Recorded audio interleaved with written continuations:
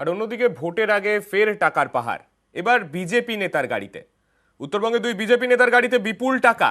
মালবাজারের BJP কনভেনারের গাড়িতে 7,75,000 টাকা।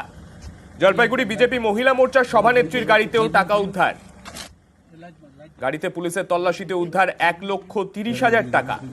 নাকা চেকিং এর সময় দুই গাড়ি থেকেই টাকা উদ্ধার।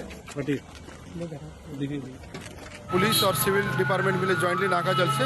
তো কালকে নাকা চেকিং মধ্যে আমরা গাড়ি রিটার্ন করেছে, ওর মধ্যে ক্যাশ টাকা পাওয়া গেছে। ওই টাকা আমরা অ্যাজ পার প্রসিজার সিজ করেছে আর ওনাদেরকে নোটিশ করা হয়েছে কি ওই টাকা কোথায় থেকে এসেছিল, উনি কোথায় নিয়ে যাচ্ছিল। ওনার ইনপুটের উপরে আমরা আর একটা গাড়ি সার্চ করেছে, ওখান থেকে আর টাকা উদ্ধার করা হয়েছে। টোটাল আমরা মোর দ্যান 9 লাখ টাকা উদ্ধার করেছে।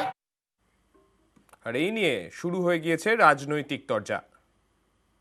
বিগত দিনে এখানে একটা সভা গেছে, সেখানকার কিছু বকেয়াও রয়েছে।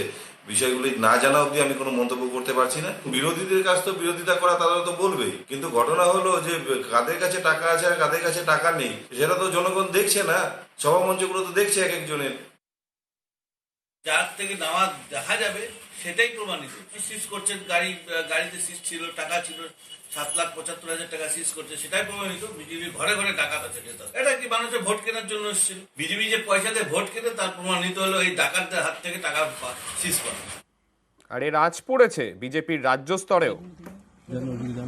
বিজেপির দুই নেতার গাড়ির তল্লাশি করে মিলল টাকা।